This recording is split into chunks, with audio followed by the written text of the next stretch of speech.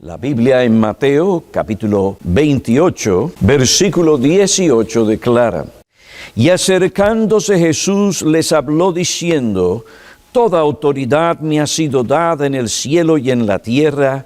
Id pues y haced discípulos de todas las naciones, bautizándolos en el nombre del Padre, del Hijo y del Espíritu Santo, enseñándoles a guardar todo lo que os he mandado, y he aquí, yo estoy con vosotros todos los días hasta el fin del mundo. He aquí las palabras del Señor Jesucristo a sus discípulos y a su iglesia. Él nos manda a proclamar el Evangelio.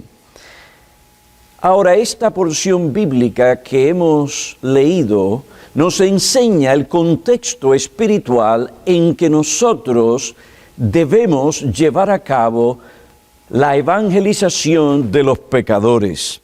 El primer elemento que constituye el contexto espiritual de la evangelización bíblica es la posición exaltada de Cristo en su trono. Aquel que nos envió a proclamar las buenas nuevas de salvación, aquellas buenas nuevas que hablan del plan redentor o de la salvación que Dios en Cristo ha obrado para salvar a los pecadores del pecado, del infierno y de las consecuencias que vienen por el pecado. El Señor Jesucristo dijo a sus discípulos al enviarlos: toda autoridad me ha sido dada en el cielo y en la tierra. A la luz de esta realidad, Él dice: id pues y haced discípulos de todas las naciones. Ahora, en esta mañana quiero considerar con ustedes algunas de las implicaciones de este mandato del Señor Jesucristo, especialmente en lo que tiene que ver con la posición exaltada de Cristo en su trono. ¿Cuáles son algunas de las implicaciones prácticas de este principio en lo que respecta a la evangelización?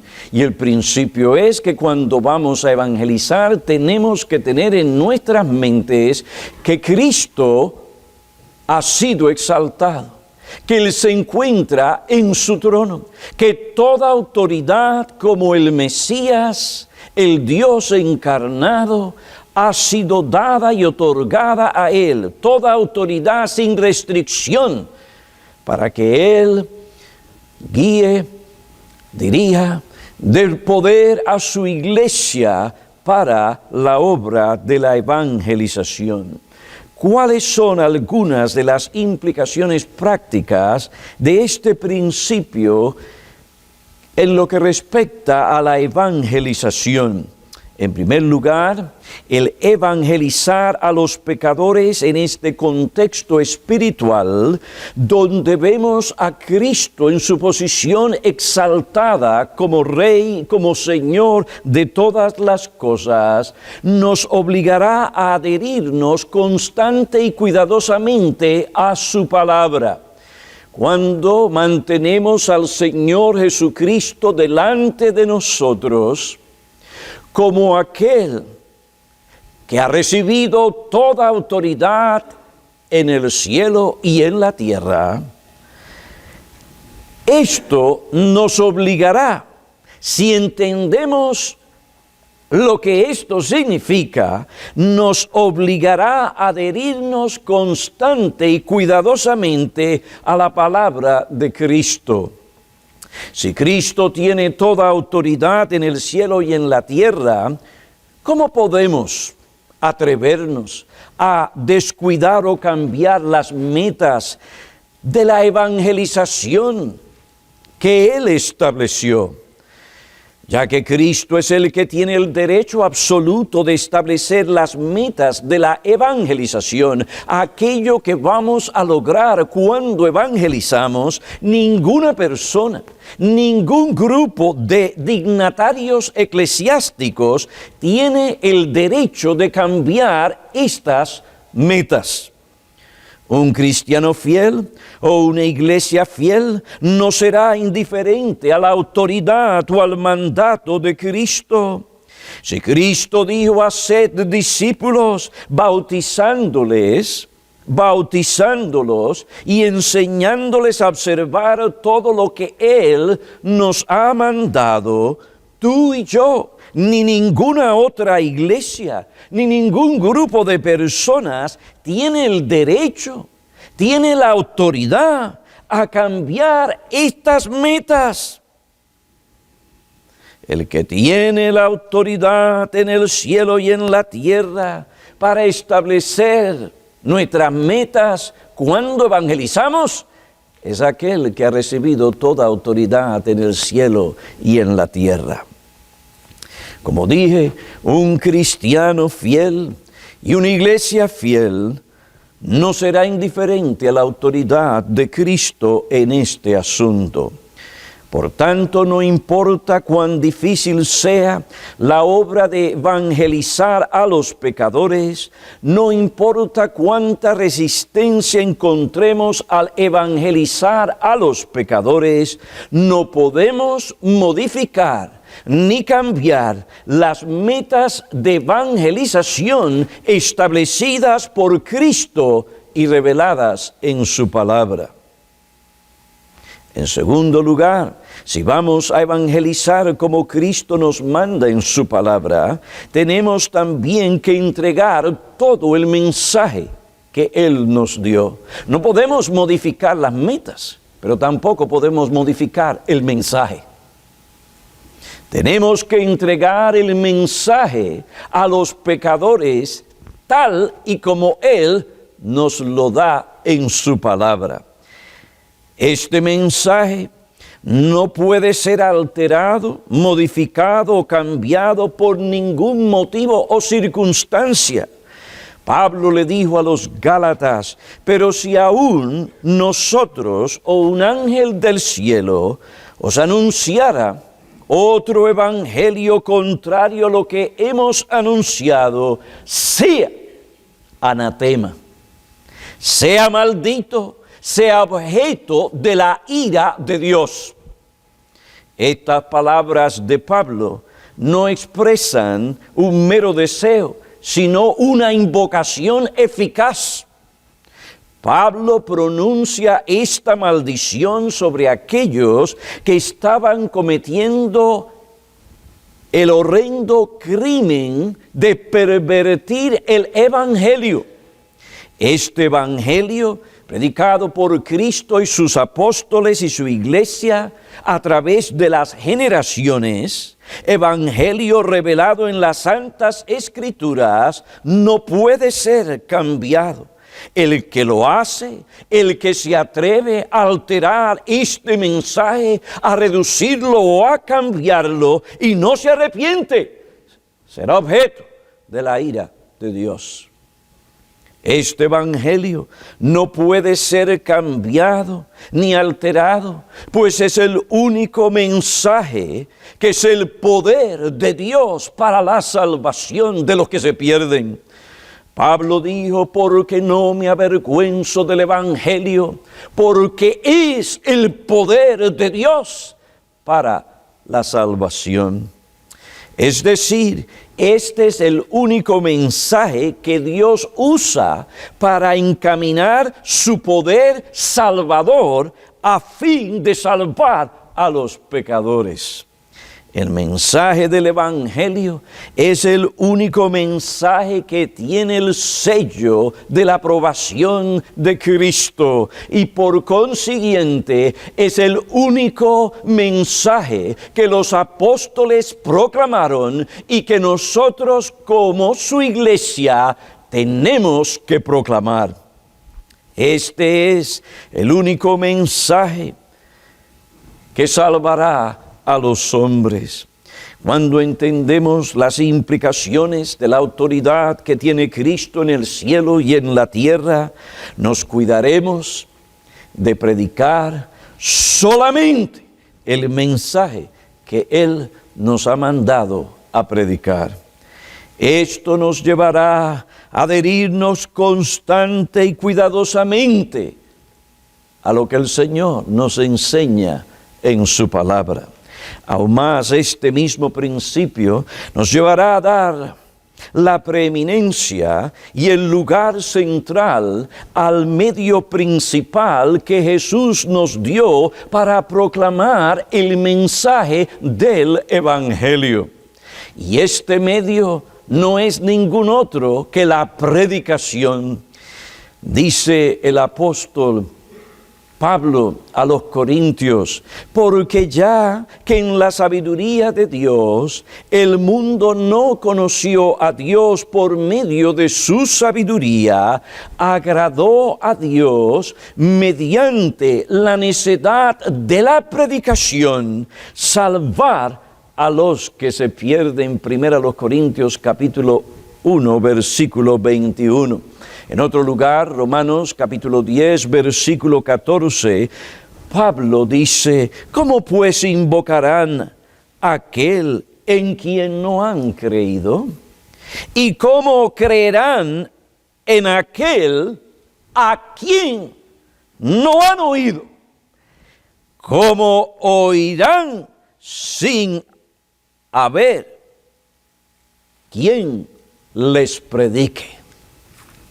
Lamentablemente, hay hombres y organizaciones en nuestros días que no prestan atención a lo que Cristo enseña en su palabra sobre el mensaje del Evangelio que tenemos que predicar y el medio principal que Cristo nos dio para comunicarlo. Estas personas son indiferentes a la autoridad de Cristo y es por esto que se atreven a hacer lo que hacen. No han entendido las palabras del Señor. Toda autoridad me ha sido dada a mí, en el cielo y en la tierra. Y si Él es el que tiene la autoridad, ¿quiénes somos nosotros para cambiar el mensaje, las metas y usar otros métodos o medios que Él no nos dio para hacer la obra de la evangelización?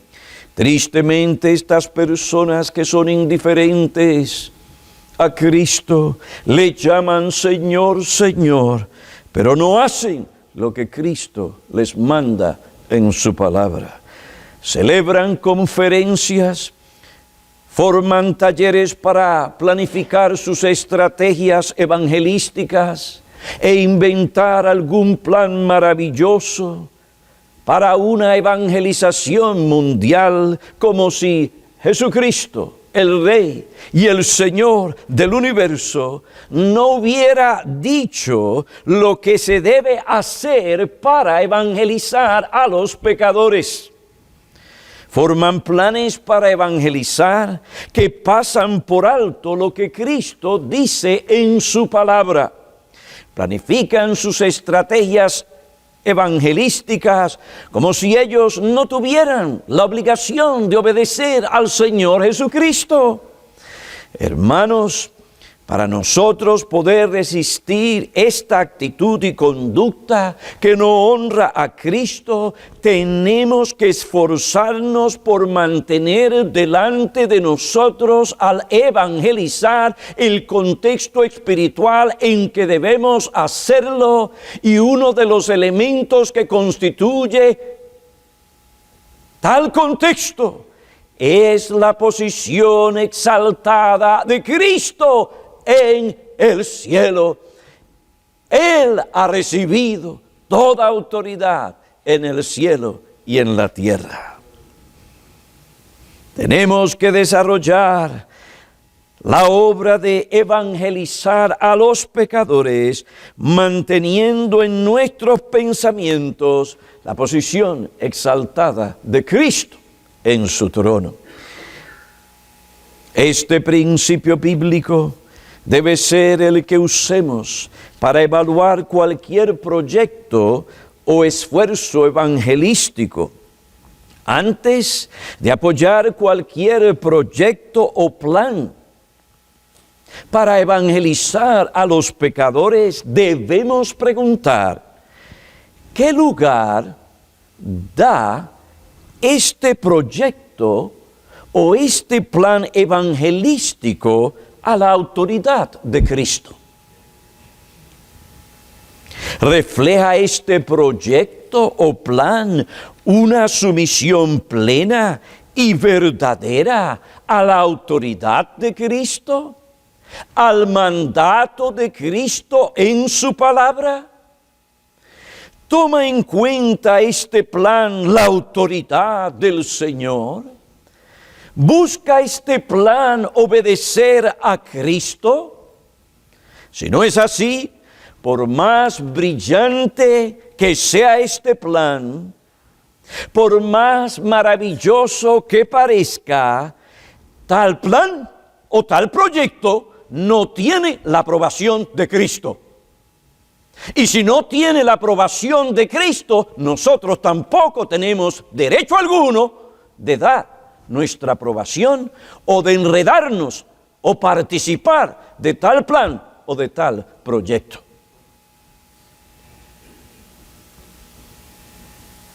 No tenemos derecho a participar de ningún esfuerzo evangelístico que no capte algo o perciba la singularidad y la gloria del contexto espiritual de la evangelización bíblica.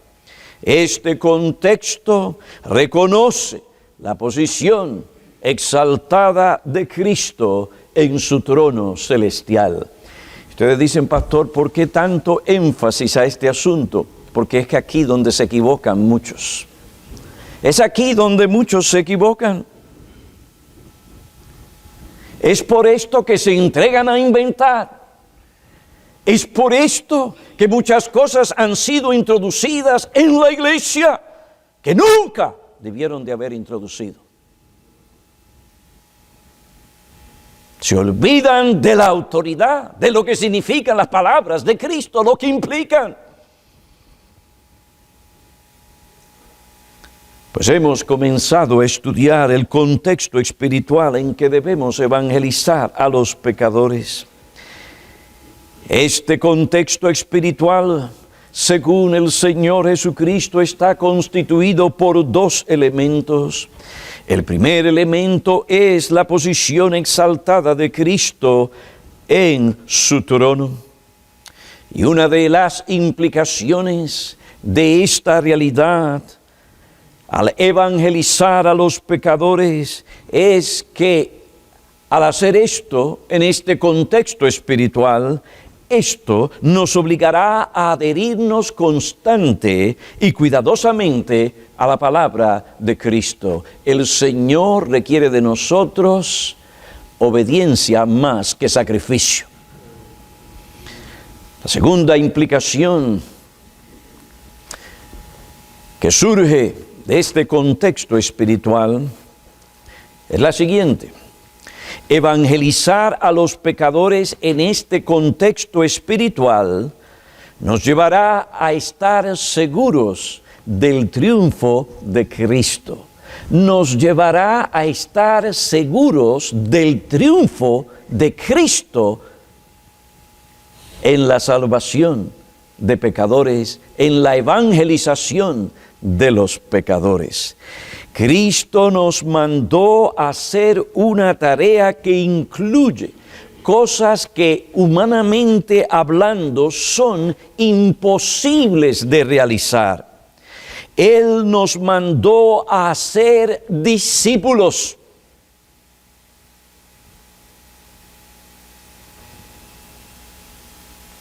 Id y haced discípulos.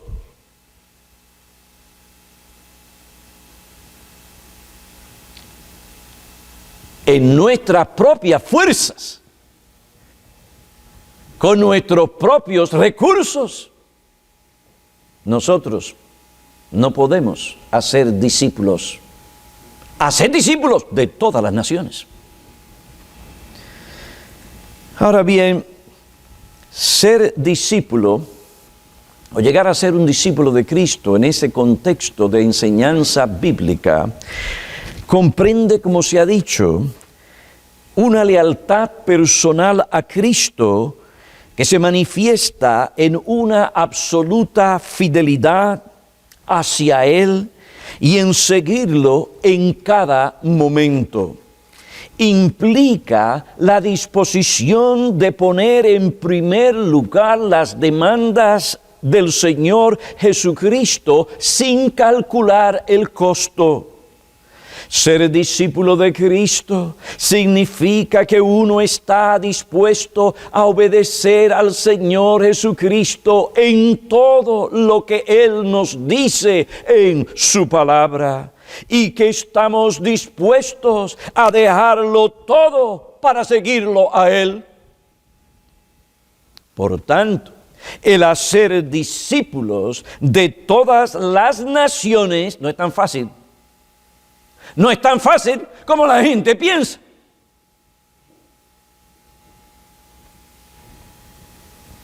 Implica que tenemos que ir en el nombre de Cristo y decirle a los hombres pecadores que ellos tienen que someterse a Cristo como su Salvador, su Señor y su Maestro. ¿A quiénes tenemos nosotros que decirle esto? A hombres pecadores, hombres que por naturaleza no buscan a Dios, hombres que por naturaleza cuando entienden realmente lo que Dios demanda de ellos, no quieren saber de Dios, no le aman, no quieren someterse a Cristo. Cuando Pablo quería ir a Roma para evangelizar a los gentiles, él no tenía una visión romántica de lo que le esperaba en aquel lugar. Él sabía lo difícil que sería esta obra porque él conocía la naturaleza del corazón humano. Él conocía al hombre, la arrogancia, envanecimiento, depravación y hostilidad del hombre hacia Dios, hacia la ley de Dios, hacia la autoridad de Dios, hacia la soberanía de Dios. Según el apóstol, el hombre por naturaleza, Romanos capítulo 3, no busca a Dios, está lleno de injusticia, prefiere adorar a la criatura antes que a su Creador. Los apóstoles también conocían lo difícil que es evangelizar a las almas. Ellos entendían que sería difícil hacer discípulos de sus compatriotas. Gente endurecida, con grandes prejuicios, que no querían dejar sus tradiciones. Vaya usted hoy a Israel a tratar de predicar a Cristo. A esos judíos ortodoxos. A ver si es fácil. Si usted no se cuida, cuidado, sí, le cuesta la vida.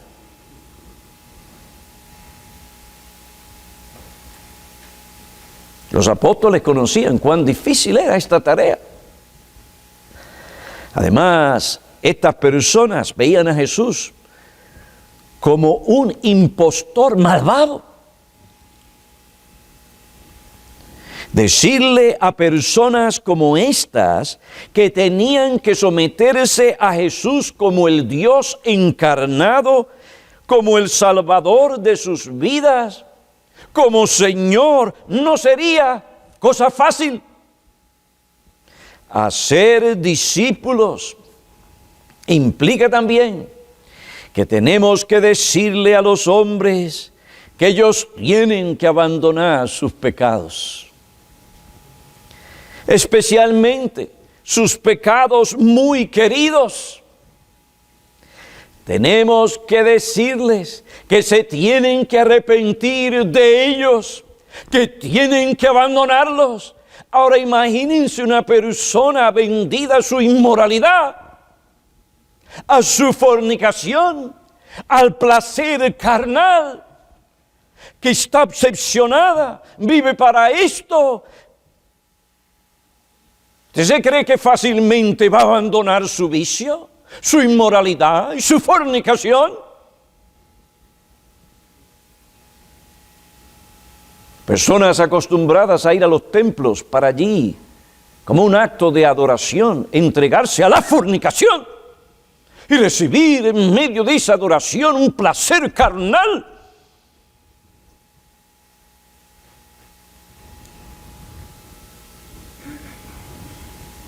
Es fácil decirle a un hombre rico que deje su codicia,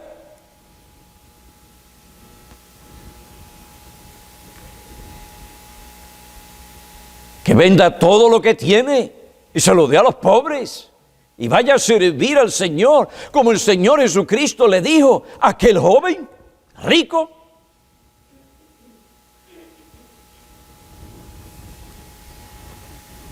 No es cosa fácil la tarea de hacer realmente verdaderos discípulos de Cristo.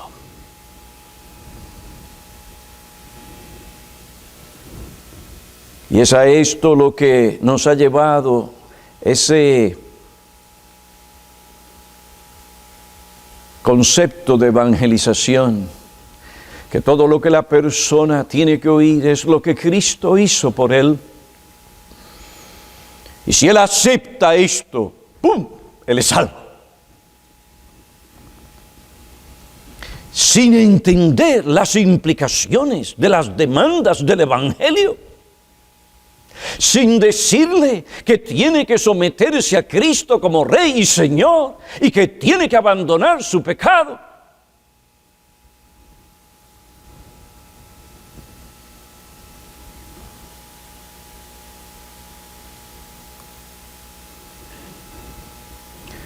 Cuando evangelizamos, si vamos a ser discípulos, tenemos que decirle a estas personas que tienen que ver todos sus esfuerzos carnales para agradar a Dios como basura, para poder ganar a Cristo y ser vestidos con la justicia del Señor. Justicia que se recibe no por las obras, sino por la fe. Ante estas dificultades, ¿qué garantías tenían los discípulos de que sus esfuerzos evangelísticos no serían en vano? ¿Qué garantía nosotros tenemos de que nuestra labor evangelística tampoco será en vano? Porque la naturaleza del hombre no ha cambiado. Él sigue siendo una criatura rebelde, hostil al Evangelio. Pero si usted no tiene que irse tan lejos para ver esa realidad, nuestros propios hijos, nuestros propios familiares, después de haber escuchado domingo tras domingo en diferentes maneras, a través de la predicación del Evangelio, esa fiel predicación, ¿dónde están? Todavía se encuentran en sus pecados. No los han abandonado. Aman su pecado. Aman su propia opinión. Se aman a sí mismos. Y por esto todavía continúan en sus pecados. Nos duele tener que decir esto a nuestros hijos, pero es la realidad. ¿Qué garantía nosotros tenemos de que nuestros esfuerzos, tanto con ellos como con otros, no serán en vano? La naturaleza del hombre continúa siendo la misma. Encontraremos oposición, hostilidad, cuando presentemos el Evangelio. Vivimos en una sociedad afluente, cómoda, engreída y satisfecha consigo misma, muy sofisticada y supuestamente bien educada y liberada, que no busca a Dios. Viven enterrados o viven como esclavos de la tecnología. No buscan a Dios, ni quieren someterse al señorío de Cristo. ¿Qué esperanza tenemos? Que no fracasaremos en nuestra misión, que nuestro esfuerzo no será en vano. Además, la oposición a nuestra obra evangelística no solo procede de hombres impíos o de hombres incrédulos, también procede de las potestades del infierno. Jesús nunca contempló la obra evangelizadora de su iglesia sin tener en cuenta la oposición que su iglesia tendría por parte de las huestes del mal. Cuando Él dice que habría de edificar su iglesia, Él también habló del contexto en que Él edificaría su iglesia. Y según Mateo capítulo 16, versículo 18, Él habría de edificar su iglesia en medio del dominio de las tinieblas. Evangelizar en este dominio significa declarar la guerra a un príncipe malvado y muy poderoso, que defenderá su dominio con todos sus recursos, con todas sus artimañas y con todos sus ejércitos diabólicos. Esto significa que Satanás atacará fuerte, incansable y constantemente a la iglesia y cualquier individuo que se entregue a proclamar el Evangelio. Este ataque para él representa la pérdida de súbditos.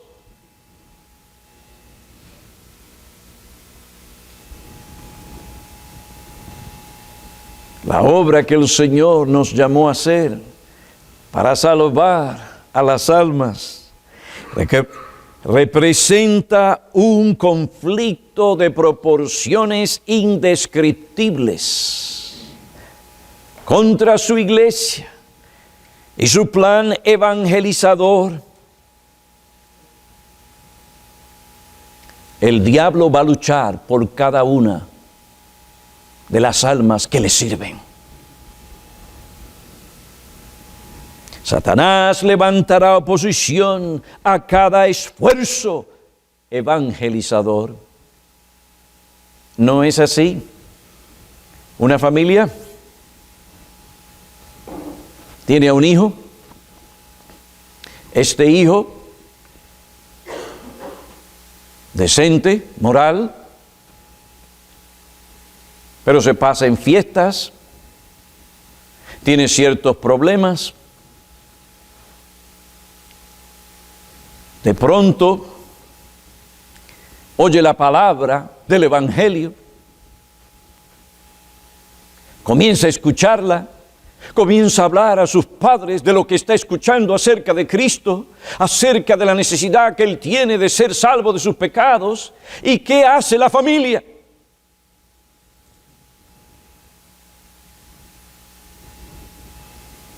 Empieza a levantar obstáculos para que ese hijo no siga escuchando el Evangelio.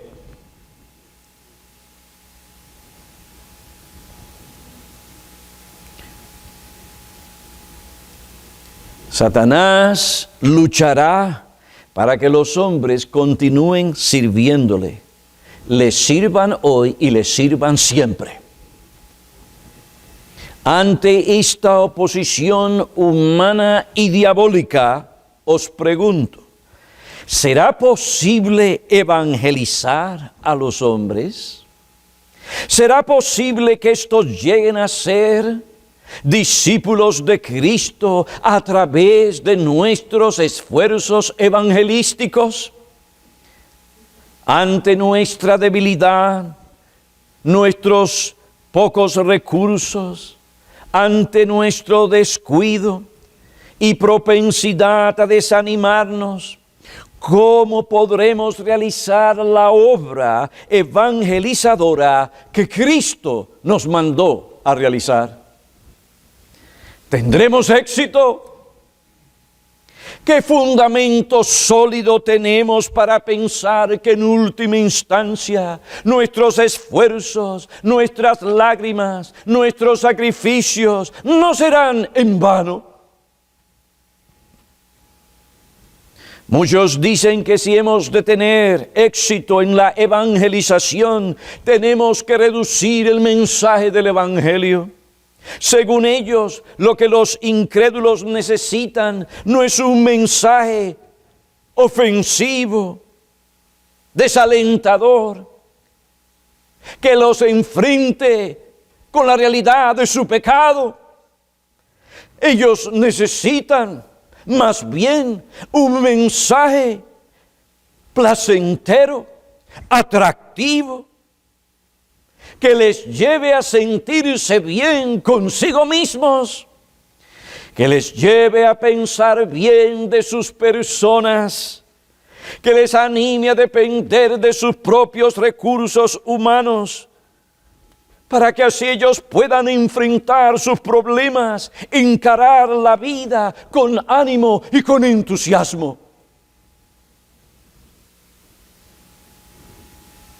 Por esto, estos llamados evangelistas ya no llaman a los hombres a arrepentirse de sus pecados. No llaman a los hombres a abandonar sus malos caminos, ni a dar a Cristo su afecto primordial o supremo. No se atreven a decirle a los pecadores lo que Cristo dijo: si alguno viene a mí y no aborrece a su padre y madre, a su mujer e hijos, a sus hermanos y hermanas, y aún hasta su propia vida, no puede ser mi discípulo. Jesús dijo: si alguno quiere venir en pos de mí, niéguese a sí mismo, tome su cruz y sígame. ¿Es ese el lenguaje de hoy en la boca de muchos evangelistas? No. Para ellos estas palabras son muy duras, son muy ofensivas.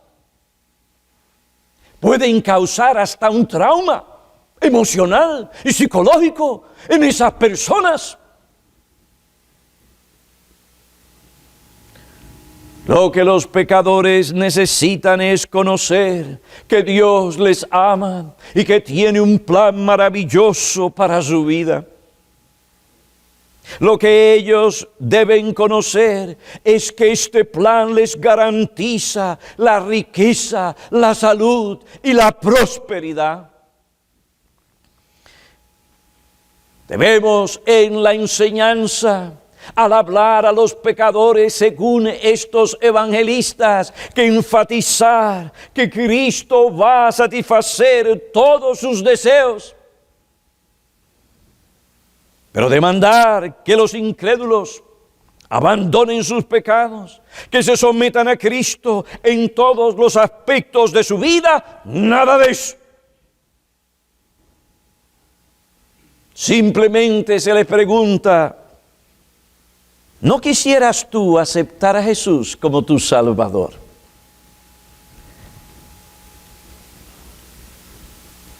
Acéptalo y Él te librará del infierno. En fin, se le promete villas y castillas o castillos al pecador, dándole un mensaje adulterado que pasa por alto la posición exaltada de Cristo en su trono. Según estas personas, esta clase de mensaje es el único que garantiza el éxito en la evangelización.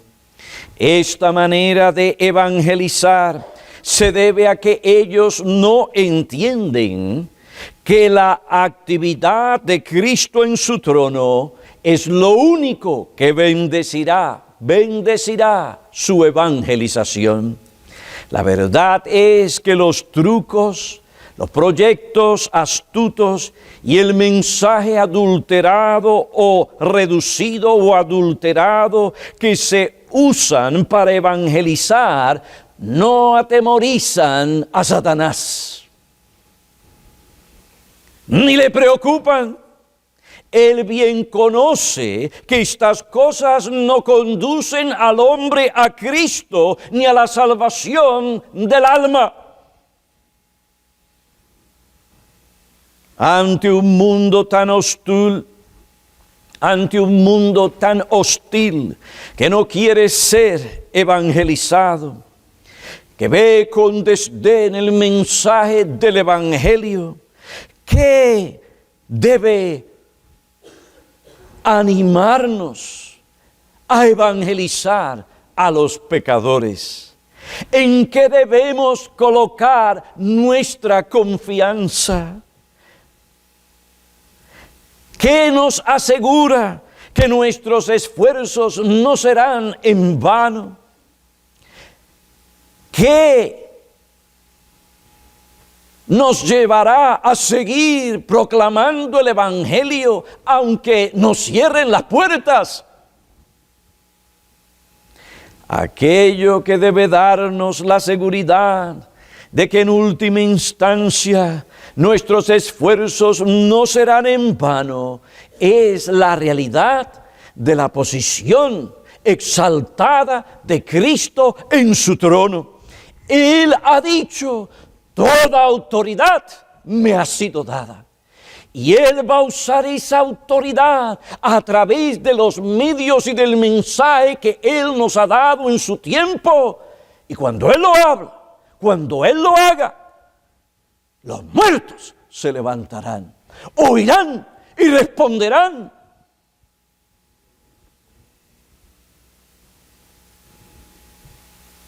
Cuando el Señor extienda su brazo de poder, los pecadores vendrán a Él, no en sus términos, sino en los términos de Él, por medio del mensaje de Él, y todo esto será para la alabanza de Él.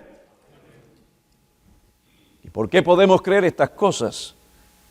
Porque Cristo dijo: toda autoridad me ha sido dada en el cielo y en la tierra. Por tanto, habiendo oído, haced discípulos, bautizándolos y enseñándoles a observar todo lo que os he mandado. Cuando la iglesia o cualquier persona pierde esta realidad y se entrega a evangelizar, pronto estará inventándosela para tratar de producir resultados. Pronto se convertirá en una persona controlada por el pragmatismo, que es lo importante para la persona que se entrega al pragmatismo. Es lo que funciona, lo que trabaja, lo que produce resultados y estadísticas, lo que produce un gentío y multitudes. Cristo no nos llamó o no nos mandó a ser guiados y controlados por el pragmatismo, sino por lo que enseña Él en su palabra. Si nosotros como iglesia vamos a mantenernos firmes contra las presiones de otros grupos, que lo que tienen por delante es producir números. Tenemos que mantener delante de nosotros la posición exaltada de Cristo en su trono.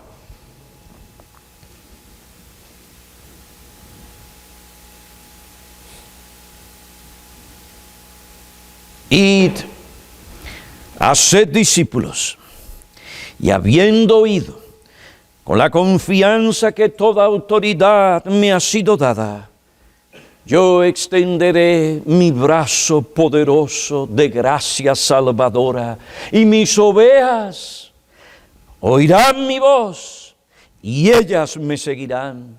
Yo hablaré a través del Evangelio, y los muertos oirán mi voz, y se levantarán, recibirán vida. Cuando evangelicemos, tenemos que reconocer la posición exaltada de Cristo en su trono. Esto nos obligará a adherirnos constante y cuidadosamente a la palabra de Cristo. Nos llevará a estar seguros del triunfo de Cristo. Y en tercer lugar, la última y más breve implicación, la posición exaltada de Cristo en su trono nos llevará a presentar a Cristo como Señor, como el Señor exaltado. El estar convencidos que Cristo se encuentra en su trono, que realmente Él ha recibido toda autoridad y que Él desde su trono está ejerciendo su poder soberano, nos llevará a presentar a Cristo como un Salvador soberano, exaltado, poderoso y omnipotente, un Salvador que no necesita algo de los pecadores. Al contrario, son los pecadores que necesitan a Cristo. Son ellos los que tienen que clamar a Él pidiendo misericordia. Y esto es así porque es el Cristo exaltado, el único que puede perdonar sus pecados y darles la salvación. Solo Él puede obrar en ellos para que se conviertan. Entonces es a Él que los pecadores deben buscar para que puedan recibir misericordia, salvación y el perdón de pecados. Observen cómo el reconocimiento de la posición exaltada de Cristo afectó la manera en que Pedro presentó su mensaje. ¿Cuál es el clímax del primer sermón apostólico en el día de Pentecostés? El clímax de esta predicación es la proclamación del Cristo exaltado. En Hechos capítulo 2, versículo 32 y 36 dice, fíjense aquí Pedro predicando a Cristo. Él que tenía por delante la posición exaltada de Cristo, y esto animó el corazón de este hombre a proclamar a Cristo. No importa que habían personas allí mofándose de ellos, aún hasta diciendo o pensando que esta gente estaba embriagada. No. Él vio a Cristo en su posición exaltada y esto le llevó a proclamar a Cristo como Señor. Dice, a este Jesús resucitó Dios, del cual nosotros somos testigos. Así que exaltado a la diestra de Dios y habiendo recibido la promesa del Espíritu Santo, ha derramado esto que vosotros veis y oís. Versículo 36, sepa pues con certeza toda la casa de Israel que a este Jesús a quien vosotros crucificasteis, Dios le ha hecho Señor y Cristo. He ahí lo que animaba a este hombre a ser fiel al mensaje del Evangelio. He aquí lo que le entregó a él a lograr o a tratar de alcanzar las metas que el Señor Jesucristo estableció en la evangelización de pecadores. He aquí la visión y la realidad que mantuvo este hombre a través de su vida, proclamando el mensaje de Cristo con autoridad a través de la predicación.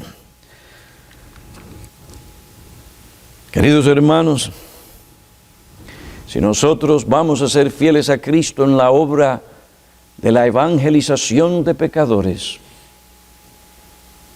y no vamos a admitir en este púlpito payasos y gente que venga a entretener,